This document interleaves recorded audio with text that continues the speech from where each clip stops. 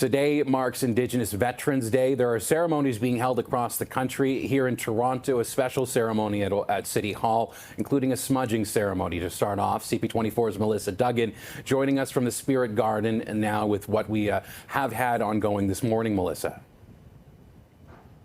Andrew, good morning to you. Yeah, I'm in the Spirit Garden right now, Nathan Phillips Square, just outside of City Hall, where an Indigenous Remembrance ceremony just wrapping up minutes ago. A pretty significant gathering for this, to listen to song, to listen to spoken word, to take part in ceremony, to honor the contributions of Canada's Indigenous population that have shown bravery, that have, supported this country and its missions throughout the world through a number of conflicts: the First World War, the Second World War, the Korean War, Afghanistan, and in peacekeeping missions around the world. Today was about recognizing those contributions and really to just make Canadians aware of the Indigenous people and what they have done for this country. You know, we heard from Canada's Minister of Veterans Affairs today, who's saying some 12,000 Indigenous people contributed, played a role in conflicts throughout the 20th century. And today is just one of those moments here in Toronto, and as you mentioned, across the country, to pay honor, to respect, and to tip the hat to those contributions.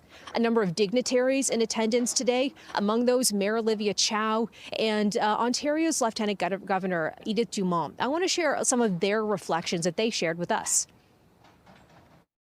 I think about the young man and woman that took that decision and make the ultimate sacrifices, their bravery, and remembering them. And as we do that, we also think about what role do we play in creating more harmony and peace so that we're not faced with more death and suffering.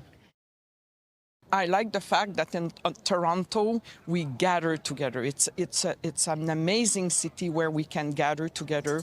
And today, recognizing the contribution of the Indigenous veterans was an important moment for me as a citizen, as a Lieutenant Governor of Ontario as well, towards reconciliation. It's one step further.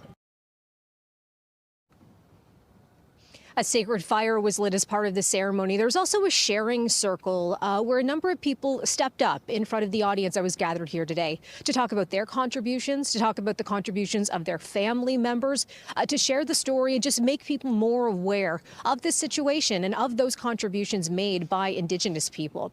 We should mention that the Toronto sign, it is going to be lit up in the colors of the medicine wheel as part of Indigenous Remembrance Day ceremonies. And of course, all of this coming as we count down to Remembrance Day. That's Tuesday, the 11th hour, the 11th day of the 11th month. More ceremonies are going to be held throughout the days leading up to that day. And of course, expect plenty of coverage here on CP24 throughout all of that. Andrew, back to you. And that's Melissa Duggan at the Spirit Garden right now. Thank you, Melissa.